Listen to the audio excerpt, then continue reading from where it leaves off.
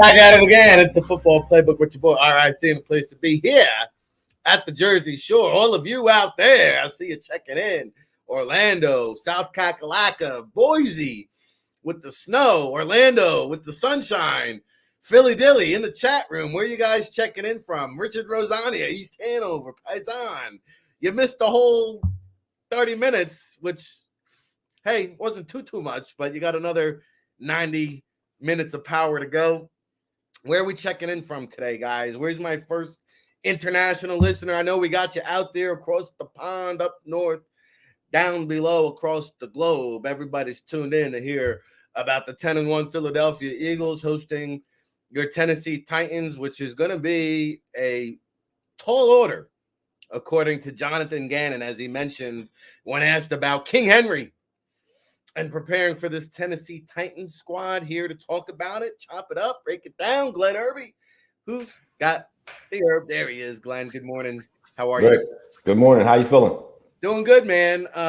We'll get into the Green Bay Packers Sunday night matchup. We'll get into some King Henry and the Tennessee Titans. But first, I want to ask you about the transactions that the Philadelphia Eagles made and what you think might be percolating, because Chauncey Gardner-Johnson with the lacerated kidney, we talked at length about it on yesterday's show. That's an injury typically, on average, it takes about 6 weeks, whether it's severe or minor, and we're not doctors, but chances are, well, there's a chance he might not return the rest of the regular season. Now, I saw they cut Kennedy Brooks. Don't really need him with Trey Sermon kind of hanging out. Roderick Johnson is gone. I heard Mac McCain might be coming back. I wanted to ask you about Jonathan Abram, because he's a former first-round pick, cut by the Raiders, recently picked up by the Packers, didn't last too long. He's back on the street. You think that's worth the roll of the dice? For sure. We talked about him the first time he was released, and we talked about Roseman and the Eagles putting in a claim on him, and I think they should do it again. You don't want him. I think the Packers moved on because they wanted to focus on the younger guys at safety, and we can understand that. And with this group, he'd be a backup. You wouldn't have to worry about him necessarily starting. So I think it's something to look into, yes. Yeah, I would agree. And, to me, like, Marcus Epps is the Iron Man, right? He doesn't leave the field. Reed Blankenship played very well, I thought. Correct. I'll ask you about that, too, as well as Josiah Scott earned some praise and kudos from Jonathan Gannon yesterday. But, with Devontae Maddox still being out, we saw Christian Watson get loose a little bit. The defense gave up some big plays, which is not typical of the Jonathan Gannon bend but don't break defense. He gave up a couple of big plays there. How do they adapt and adjust this week in the short term and even just the long term?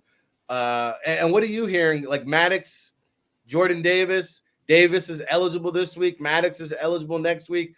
We really haven't heard much concrete answers from Nick Sirianni. Are you hearing anything? I guess we might probably have to wait to see. Today's only a walkthrough, I think. So we probably might not even know until tomorrow. Correct. I know he's been running around the building doing different things. Today's a walkthrough. Tomorrow, they could actually open up his 21-day window, to practice and things like that. So we'll see how he feels. In terms of Maddox, he'll have another week left, and then they'll decide if they want to open up his 21-day window as well. So it'll be a lot of movement on, going on in terms of the two practice squad moves, which I expect those two guys to be safeties at least. You'd hope one is Malcolm Jenkins, but I think there'll be two defensive backs. Yeah, what do you make about that? Malcolm Jenkins publicly politicking to come back to Philly. I know Deshaun Jackson tried it, didn't quite work out. I think Darren Sproles even tried it a couple weeks ago, didn't exactly work out. Malcolm Jenkins, do we have some life here?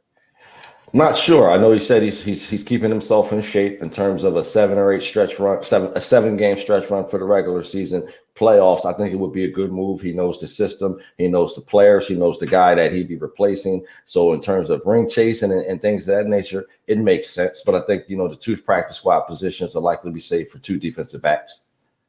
How old is Malcolm Jenkins? I'm looking it up. He has got to be long in the two. He is what? Born in the 34. 34, not bad, considering what Eric Weddle did it 2 years ago off the street, and he was 37. Right. So Okay, not a bad possibility. We'll see. We'll see what works out there. We're talking to Glenn Erby, Eagles Newswire USA Today here on the Football Playbook. He joins us each and every Wednesday. Let's get your thoughts and impressions from the Packers game. Obviously, the defense didn't play outstanding, but hey, when you put up a 40 burger, you can get away with some of the mistakes they had. I thought it was a Packers team kind of fighting for their final life. You know, they're on their last breaths of the season, trying to salvage anything they can. I know Aaron Rodgers said, hey, as long as they're mathematically eligible for the playoffs, he wants to be out there. But let's be honest, the Packers just don't have it this year. Right. Devontae Adams, I thought, was a loss that they can't overcome. But they gave the Eagles their best shot, which I think, you know, everybody talks about the Eagles don't play hard opponents, but Glenn, when you're 10-1, you get everybody's best shot, don't you? Correct. I mean, they're getting everyone's best shot. They're the only team in the league, I think, to beat two teams with 8+ wins. They just beat the Packers. They did their best to play well. They knocked Aaron Rodgers out of the game. So I think it was a good performance offensively. You saw what Hurts did. He's the offensive player of the week. Miles Sanders, we talked about him last week. They got him involved. So that was a discussion. Defensively, there were some hiccups, but in terms of stopping the run, not allowing the big play, that's what they did. That's what Jonathan Gannon wants to do. I think Maddox being out is kind of disrupting things in the secondary, and I think we talked about it. And Josiah Scott played well, but in terms of Maddox is one of the top slot cornerbacks in the NFL. And when you take him out, you now have man's own concepts and less man. So I think they'll figure that over the next few weeks. But overall, it was a solid performance. Yeah, Maddox is becoming a bigger loss than we realize. You mentioned Miles Sanders, and we talked about it last week when Boston Scott was in there to ice the game. And then it was so weird because to start the game, Boston Scott was in there to start the game too.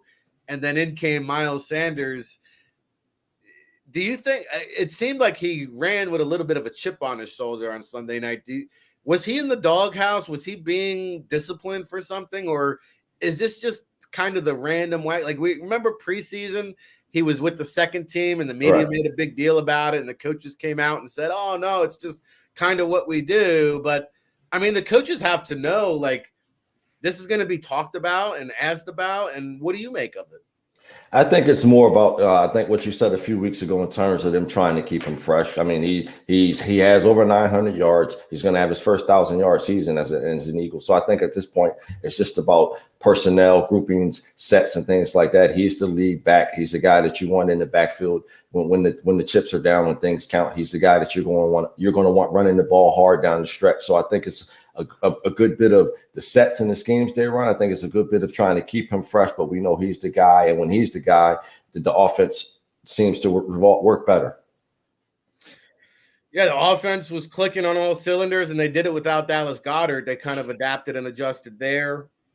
It seemed like Calcaterra and Tyree Jackson played a little bit less, which I have no problem with. Right. We even saw some 10 personnel, like 0 tight end packages. I don't recall seeing that at any previous point. And also Andre Dillard at left guard. What do you make of some of these offensive tweaks that we saw for the first time? Well, I think like you just talked about is in terms of making up for Goddard, you try to make up for Goddard in the passing game by featuring the running backs, Devontae Smith, A.J. Brown. He's a great blocker. So in the running game, you have Jack Stoll. Then you had 2 or 3 plays where they had Cam Jenkins as the guy on the end. You had Andre Dillard come in at guard. He's been cross-training. So I think it just shows the depth that they have at offensive line. It shows that Andre Dillard could be a guy to watch going forward, maybe at a different position. So it's a lot of things going on. Yeah, and it tells me that, like, Cam Jenkins is really – I feel like the Eagles are so locked in on him becoming Jason Kelce's successor, right? Because, I mean, I'd put it at least 50-50 that Kelce hangs it. If they win another Super Bowl, I think Kelce's riding into the sunset and doing his podcasting career, and it's Cam Jenkins' time. But I think, you know, like Steichen said yesterday, this guy is smart, he's tough, and he's got a hell of a future in Philadelphia. We saw – glimpse of that in the preseason. And hey, I mean, we all know Dillard's gone after the year. He's going to hit free agency. Howie Roseman's going to be happy with that 4th round compensation pick. Why not try to make use of him here and kind of warm? Like, you never know. Dickerson came out, I think, last week for a couple snaps. hey, that could happen in the playoffs, and you need that insurance policy. Why not get a guy that's battle tested, game ready? I know the Eagles fans in the chat aren't the biggest Dillard fan, but he could be an X factor come playoff time if there is an injury to that offensive line unit. Which, by the way, they've played some good games this year, and that was as good of a game that I've ever seen in my life blocking. It was a dominant performance. I mean, I think having Dillard around, like you said, it allows you to continue to add to your depth. You never know what happens. You never know who's going to get hurt. Now you have a situation where he's not necessarily just a tackle. He can slide down to guard. So you can slide Jenkins to guard center, so you have options. In terms of the offensive line, I think it's one of the best games they played. All the offensive linemen graded out high. I don't think Jason Kelce allowed the pressure. I don't think any of them allowed the pressure. So it's just one of those things where that's the strength of the team. That's the meat and potatoes of the team. We keep that locked in, and everything else follows. Yeah, what stood out to me was like Kenny Clark is this big, strong, mammoth mauler, right? Wasn't a factor. And Kelce was just too quick.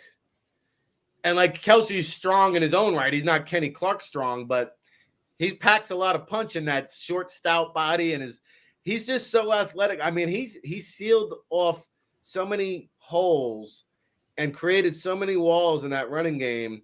And I don't know if you saw it at the end of the broadcast, they put a little snippet up of Kelce and all his blocks throughout the night. And you had Lane Johnson coming up off of like 3 gap assignment on the trap block. Malata and Sayama. I mean, everybody was just executing at a very, very high level. And it was great to see like the national broadcast also.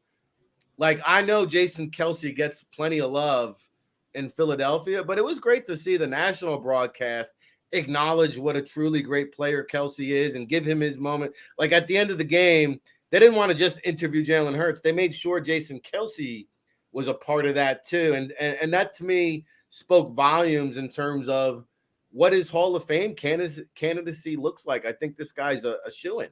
He's super dynamic. I think you could actually say he and a couple of other guys, Alex Mack, they've ushered in a new wave of center, a new wave of playing the position. And I think that's why the Jenkins pick was important. So at this point, you're looking at about 10 to 20 years of excellent play at the center position. And he's just Jason Kelce 2.0. But I think they're all dynamic. He and Lane, the way they're able to pull like right to left, get down the field 30 yards, so athletic. I mean, it's an amazing group, and it just speaks to how amazing the coach Jeff Stoutland is.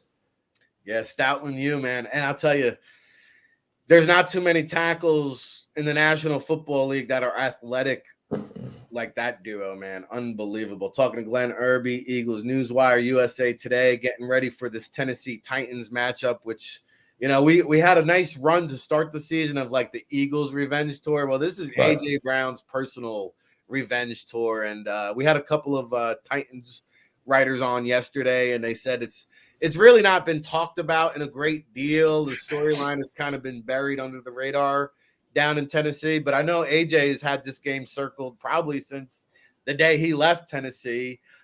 He's been pretty outspoken in terms of, you know, his desire of wanting to be there and become one of the franchise greats, and didn't quite work out. And Philadelphia is very happy about that. I would say AJ Brown so far is probably very happy about that. Probably a good time for AJ Brown to face his old team because he needs a get right game right about now, doesn't he?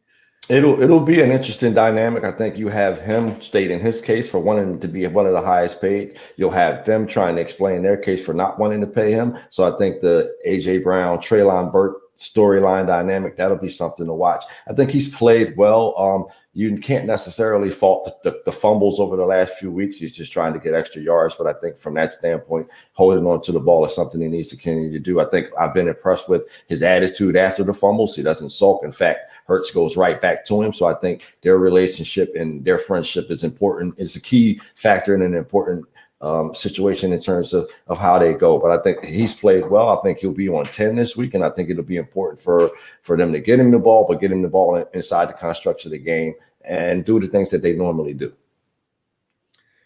Let's keep it on offense for the Eagles when they match up against Tennessee, because this game's going to come down to the trenches. For right? sure. It's going to be who can move bodies, who can control the clock. Both teams, I believe, are going to be looking to run the ball. I see here the Eagles average 162.5 yards rushing per game. I don't know where that ranks. I would imagine it's amongst the best in the league, if not tops in the league. The Titans, which is pretty remarkable, average 84.4 rushing yards allowed. Right. And Shane Steichen said yesterday, he said, I know I say this every week, but this is our toughest matchup. They're big, they're physical, they're tough, and they've taken on the identity of the head coach, Mike Vrabel. How do you see Jeffrey Simmons is a game changer up front there for Tennessee? How do you see this Tennessee D-line stacking up against the Eagles O-line? I think at best for them, it's an even matchup. So I think from that standpoint, we always hold the advantage. You can put 8 or 9 in the box. You'll likely have to do that to stop the Eagles from running the ball. And then at that case, you leave Christian Fulton and the rookie Roger McCreary alone in the corner. So I think they'll have some decisions to make as well. So they have a really good defense, but the Eagles offense is just as talented. So they'll have decisions to make, and they'll have to decide if they want to stop the run or the pass. Yeah, good one in the chat. Paul Mancini says Simmons against Kelsey. Yes, That's a heavyweight matchup right there. For sure. And I think it's a situation where, again, we had the guys where they can all play one-on-one. So some the issues some teams have with the Titans, we won't have. And that's not bragging or anything like that. But every guy up front can do his thing one-on-one. Good point. Let's talk about the Tennessee run game. Obviously, Derrick Henry, not quite what he once was, 2K and all that, but not many teams run the ball more than Tennessee. It says here 55%, which in today's NFL is almost unheard of. They're running the ball third most amongst any NFL team. However, I look at this offensive line of Tennessee. It doesn't really stand out to me as world beaters. To me, and I don't think the Eagles' defensive line played the greatest game last week, but to me, I would think they have an advantage here in this matchup. And tie it in with Jordan Davis. Do you think he'll be back? What does that look like with him and Sue and Linville and Cox and Javonte? I mean, man, the depth at the defensive tackle position is like unheard of now. Correct. I think it'll just be a situation where they'll spread those snaps out. I think the one person that could be hurt by it is Milton Williams. But in terms of how things will go, you'll see them continue to go the way they will. So you'll still see a good dose of Linval Joseph. You'll still see a good dose of Ndamukong Suh. Maybe you take a few snaps from Fletcher Cox and Javon Hargrave. But I think the situation is you want to blend Davis with those guys and go from there. So I think it's a good matchup. Like I said, we'll see this week with how he practices, if they open up his practice window. But from everything I understand, he's been running, he's been moving around, working out. So he should be back this week. If not this week, definitely next week. Yeah, not a bad deal when Milton Williams is like your 7th defensive tackle on the depth chart. Like, that's just unbelievable to me. You mentioned other guys losing reps. He hasn't gotten a bunch of them, but man, this Robert Quinn, he came to Philadelphia, and I don't know. I mean, I feel like I saw him on the back of my milk carton this morning. I haven't seen him out there on the field. Is this guy just done, Glenn? I mean, what is going on? I mean, I think that the Bears traded him for a reason, and you can see that. He's not a high-level starter. He's not a guy you want, rushing the passer 30 or 40 times a game. But in terms of his 22 snaps per game, I think they're suitable. He does pressure the quarterback when he's in the game. He does allow Brandon Graham, Josh Sweat, and the other guys to get a breather. So I think from that standpoint, you continue to give him his snaps. We haven't seen anyone else who can pressure the quarterback off the edge that way. They brought him in for that purpose. So, I mean, you could cut his snaps, but you still have Sweat. You still have Hassan Reddick. You still need guys that rush the passer. So from a production standpoint and a number standpoint, no, he hasn't been the biggest thing since coming aboard. But in terms of the pressure, the reps, and things like that, he's suitable. Yeah. All right. We'll see. It says here he was dealing with a back injury. I heard that too. Let me ask you about this. Again, we had Nick Suss on from the Tennessean. Okay. I said, listen, I watched the Titans. I see this Derrick Henry lining up in the slot, catching a bunch of passes. I saw last week he had like a 70, 80-yard catch. And Nick said, you know what? He's not really catching the ball a whole heck of a lot where you need to be concerned about it. But he does. I went back and looked. He does have 20-something catches. To me, I don't know. I get a little bit nervous when I see Derrick Henry in the slot, especially considering the injury woes that the Eagles do have. I don't know. To me, Derrick Henry catching the ball out of the backfield could be an issue. Who draws that assignment? Is it Kaiser White that would line up on him, or how would the Eagles game plan for that, do you think? I think a little bit of both. TJ Edwards has increased his speed. He's more athletic this season. He's one of the top linebackers. He's one of the highest graded linebackers in pass coverage. So I think from that standpoint, you won't lose anything if you forced him or Kaiser White to slide out on him. I think in prior years, that might have been a concern. But I think this year you have Kaiser, you have TJ Edwards. He's been great in pass coverage. So I think you let those two do their thing and everyone else continues to do what they do. So I think it'll be a good dose of TJ Edwards versus Derrick Henry on Sunday. Do you like this two linebacker look? I mean, Reddick to me is kind of more of an end. Nakobe Dean got some special teams reps finally, but hasn't really seen much of the field on the defensive side of the ball. Could that come back and bite them in the butt if they get an injury at the linebacker spot? Nakobe Dean really hasn't had much game action. Is that something that we will see at some point down the stretch, do you think?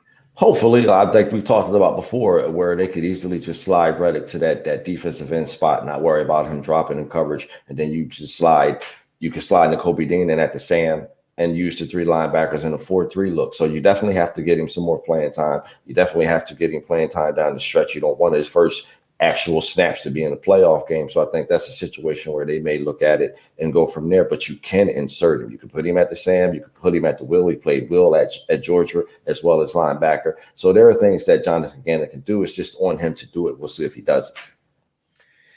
Yeah, and my understanding is everybody tells me from the coaches at Georgia to the coaches around the Eagles, this guy is so smart, intelligent, can, like you said, play all the positions. So we shall see when it comes to Nakobe Dean. All right, I want to pick your brain a little bit about the NFC East and the NFC Power Rankings, but before we do, let's wrap up the Titans talk here with a prediction. Last time I checked, it was like 6.5. Eagles were favored in Philadelphia. How do you see this one playing out, Glenn? Before the Joseph and Ndamukong and Ndamukong signings, that would have been a concern. I'm not concerned anymore. I think it'd be a tough game. I think it'd be a hard-fought game. I think it'd be a game where you'll see some highs and lows, but I think it's a game where A.J. Brown does what he does, and he goes out to prove a point. So I see the Eagles winning, pulling away late, 28-21. Fair enough. I think it will be a close game. I think it's going to be a slobber knocker, a good old school classic battle. I mean, if you like old school football, I think this is it, man. I'm looking forward to this one. All right. So it's crazy. I mean, the start of the season, we were coming off a year where everybody was calling it the NFC East. Everybody had jokes, hey, nobody wants to win the division. Suddenly, I can't believe it. We're 75% of the way, almost 3/4 of the way through the season. If the playoffs started tomorrow, all 4 teams from the NFC East would be in the dance. It's just incredible to me. We saw Giants hang around for about a half with the Cowboys. The Commanders are just the hottest team in the NFL, quite frankly, right now. I think they're going to surpass the Giants, but I'm curious to get your opinion here, because I do believe that you could see 4 teams with double-digit wins in the NFC East. Let me ask you, gut check time. Do you think all 4 are going to get into the playoffs here? Correct. I don't think all 4 win double digits, but I think you'll see all four teams get in. I think the NFC South, the NFC West, you just have a lot of bad football going on, and at this point in time, you have the best football being played in NFL in that division. So I think you'll have one winner come out of the NFC North, one winner come out the South, one winner come out the West, and you'll have 4 playoff teams from the East. Unbelievable. Which means like Tampa Bay is probably going to host a playoff game, which is if they win the division. Crazy. Bless you. If they win the division, sure. And so like there's a scenario out there where the Bucs and the Eagles could be headed for another collision course here How do you handicap that matchup at this point in time if they were to meet this weekend? It would be played.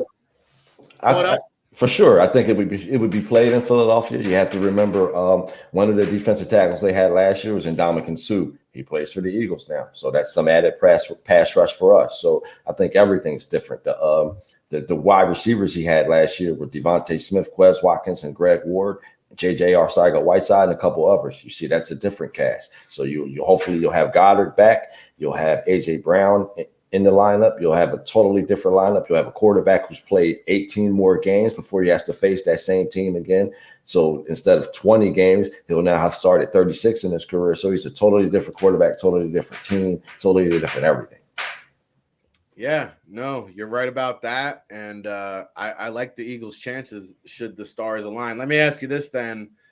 Who are you, I don't want to say worried about, but after the Eagles, who do you consider to be the biggest contenders or threats? Is it the Cowboys? Is it the 49ers? Is it the Bucks? Is it the Seahawks? Who do you see as kind of the Vikings? A lot of people have mixed feelings. After the Eagles in the NFC, who is that tier 2 for you? For sure, definitely Dallas and San Francisco. San Francisco because of their physicality and the weapons they had. Same with the Cowboys; they're getting weapons back. So I think definitely those same two teams. I mean, I have no problem with the playoffs starting and Washington winning the game and having to come to Philly. I feel like the Eagles would beat them again. So I think for sure the Cowboys and the 49ers are the biggest threats. Yeah, that Commanders team is tough though. You think that the Heineke Magic carpet ride eventually is going to run out of tricks, but that defense is pretty damn good.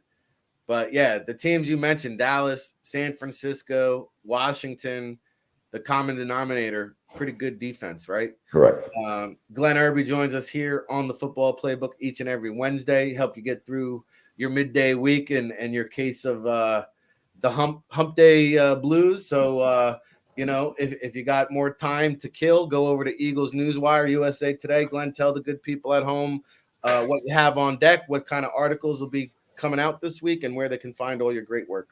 Of course, you can find us at eagleswire.usatoday.com. You can find me at the Cover 2 NFL on Twitter. We're talking Eagles Titans. We're looking ahead to the playoffs. We're talking injuries, who's coming back, when they're coming back, Jalen Hurts' MVP candidacy. So all types of things are going on in Philadelphia. A lot of moving and shaking. By the way, how was your Thanksgiving? I was blessed. Got to watch the games. Like I said, sit back, enjoyed it. How about yourself? Hey, man, spent some family quality time. So anytime I get a chance to do that, it's a home run. I'll call it a grand slam. And now I just need to find me some of that Aaron Judge or Ronaldo money. I'm seeing $207 million per year. We're in the wrong industry, Glenn. Definitely. We should have been a pitcher or something like that. All right, we'll catch you next week, my man. Appreciate you, Rick. You and Tony. Thank you, guys. All right, you got it. That's Glenn Erby, Eagles Newswire, USA Today. Hey, buckle up. We got Northwest Michigan in the house, Fresno, California, which I really like, Boone, North Carolina, home of the Appalachian State, Satterfield heading out to the cornfields, all that and more. Don't go anywhere. An hour of power in the books. An hour of power to go. Lexington chiming in the chat room, man. Hey, appreciate all the love and support. Chapin, South Kakalaka. A lot of Kakalaka going on. Seattle in the chat room, man. We got people from everywhere checking in here on the Football Playbook, man. I can't thank you enough, Robert Jaskulewski checking in. Showtime, good to see you. GM, Ocam's Razor woke up. Somebody got the alarm going on for MBDABDF. Hey, man, it's moving and grooving. Egg Harbor Township, not too far from the Ocean Casino Resorts. Frankie Gradia, we see you, Paisan. Oh, man, all the love is just overwhelming. When we come back, you're going to love our next guest. It's Kayla Santiago, Delmarva Sports, Philadelphia's finest, checking in. Hit the like button. We'll be back right after this.